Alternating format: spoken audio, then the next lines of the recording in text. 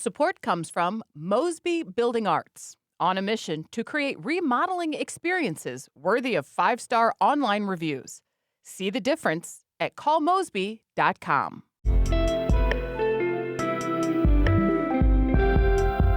From the St. Louis Public Radio Newsroom, this is The Gateway.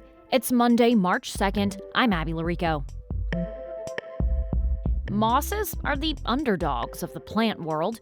Now a group of scientists is coming together to protect them. It's just this missing link to understanding the entire ecosystem that we've just kind of overlooked. STLPR's Kate Grumke looks into the new effort to conserve mosses, coming up after this news on The Gateway. President Donald Trump's decision to launch military strikes on Iran split the Missouri and Illinois federal delegations. As St. Louis Public Radio's Jason Rosenbaum reports, reactions fell along party lines. Missouri Republicans such as Congressman Mark Alford of Cass County backed Trump's decision to attack Iran. He cited Iran's pursuit of nuclear weapons. The United States did not start this fight, but we will finish it. But Illinois Senator Tammy Duckworth told reporters over the weekend that Trump once again misled the American people when he campaigned on being an anti-war president. Contrary to what Donald Trump thinks, only Congress has the power to declare war. Lawmakers could vote soon on a war powers resolution restricting Trump's ability to further strike Iran. I'm Jason Rosenbaum, St. Louis Public Radio. The Festus City Council is moving forward with plans for a data center in the Jefferson County community. Tonight, city leaders will meet with a consulting firm and several community stakeholders, including representatives from the Festus School District and the Jefferson County Sheriff's Office. The meeting comes after the council voted unanimously last week to hire consulting firm Marks Nelson to negotiate with the data center developer, CRG. Festus Mayor Sam Richards has vocally supported the project, that's despite backlash from some concerned members of the community. We don't have any plans. We don't have any preliminary plans. We passed an ordinance to have a negotiator to talk with us and CRG. Tonight's roundtable discussion in Festus will start at 5 p.m. A St. Louis judge could grant Alfred Montgomery a new trial after lawyers for the former sheriff, as well as the state, presented their arguments Friday. St. Louis Public Radio's Chad Davis has details. Judge Stephen R. Omer ruled late last year that Montgomery violated his legal authority as sheriff. It was the result of a removal suit by the Missouri Attorney General. Omer agreed with two of the Missouri Attorney General's reasons to remove Montgomery. Those include having the acting jail commissioner handcuffed and having a former sheriff's deputy disarmed. Matt Guillot is a lawyer for Montgomery. He says the judge should consider a partial removal where Montgomery wouldn't handle internal affairs investigations. Both of these incidences happened within 6 weeks of office, and nothing like that ever happened again. Our position, there's no capability of anything like that happen again, and it didn't happen for those ensuing 9 months. Lawyers for the state say the new arguments shouldn't be considered. I'm Chad Davis, St. Louis Public Radio. The Missouri House is moving forward with legislation that would create an automatic expungement process for most nonviolent offenses. The bill establishes an automatic record clearing or expungement process for closing records for so-called clean slate eligible offenses. Democratic Representative Marlene Terry sponsored similar legislation this session. She touted the benefits to implementing such a measure. Everyone deserves a good job and a comfortable living environment. But unfortunately, we have constructed a society in which most individuals with a criminal record cannot achieve such things. The expungement would not apply to offenses against children, violent crimes, or traffic violations. The law would also remove the ability of judges to issue the death penalty in cases of a hung jury. Missouri is just one of 2 states to currently allow that. Missouri House members gave first-round approval to the legislation last week. It's likely to pass the House this week. Arch City Defenders and Action St. Louis unveiled their new joint office space late last week at the former New Northside Missionary Baptist Church Family Life Center in North Point. St. Louis Public Radio's Lucretia Wembley has more from the grand opening celebration. Hundreds of people stand outside the 36,000 square foot building on Goodfellow Boulevard, anxiously awaiting a tour. It's now called the Northside Movement Center, and here, community organizing and legal services will be rendered under one roof. Construction and rehab of the building costs roughly $7 million, but Arch City Defenders Executive Director Blake Strode says it's more than just a building, it's a love letter to St. Louis. It's a love letter to the people and communities in this region that have been neglected, that have been overlooked, and that have been counted out. Arch City and Action St. Louis have helped lead campaigns that led to the closure of the city's infamous former jail known as the Workhouse. I'm Lucretia Wembley, St. Louis Public Radio. Kids across St. Louis County are testing positive for the flu. Flu activity remains high in the county and around the state. That's according to the latest report from St. Louis County's Department of Public Health. More than 1,800 positive flu cases were documented for the week ending February 22nd. 8 grade schools in the county have reported outbreaks among their students and are now implementing measures to stop the spread. Most overall flu cases this season in the county have been in 5 to 14-year-olds. The median age for influenza type B, which is the variation that's been increasing in recent weeks, is 11. The uptick might be most noticeable in close contact scenarios like classrooms, says Nathan Kofarnis, an epidemiologist with the Missouri Department of Health and Senior Services, but he says the bug isn't picky. And unfortunately, when you have respiratory viruses in a group, it'll spread kind of regardless of what group you're in. There have been 15 influenza-related deaths in St. Louis County in the past 7 weeks of flu season, according to the report. That includes 1 child. The state of Missouri is also reporting very high levels of the flu, with above-average flu hospitalizations in recent weeks, and more than 100 flu-related deaths this season across Missouri. The St. Louis Cardinals are keeping manager Ollie Marmol on the job. The team announced yesterday that Marmol signed a 2-year contract, keeping him with the Cardinals through 2028. It also includes an option to keep Marmol for the 2029 season.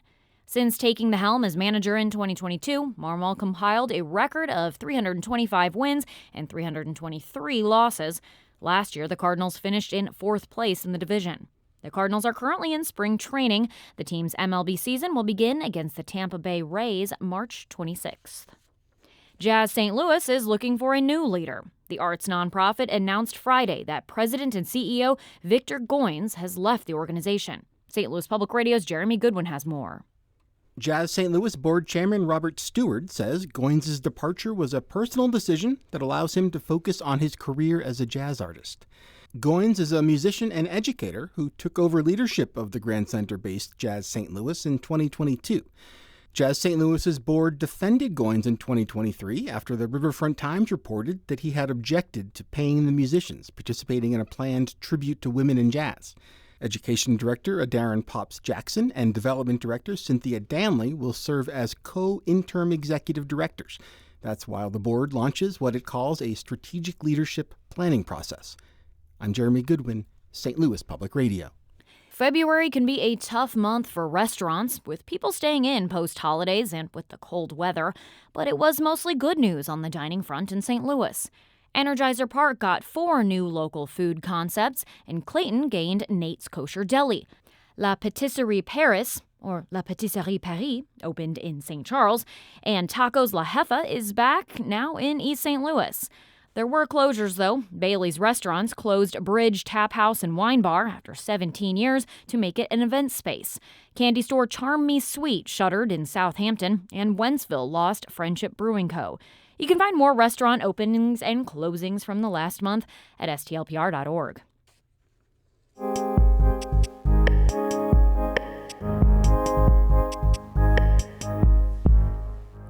More than 1,600 plants and animals are protected under the U.S. Endangered Species Act. And out of all of those, only 1 is a moss. St. Louis Public Radio's Kate Grumke reports on a new effort to protect these tiny plants that are often overlooked but are very important. On a cold January morning in a nature reserve outside of St. Louis, almost everything is brown and dry. But with a certain type of scientist in tow, soon you're seeing the forest in a new way and headed toward little patches of green. I leave the trail as soon as I can. Trails are to get me to near the bryophytes, and then I just run around in the woods.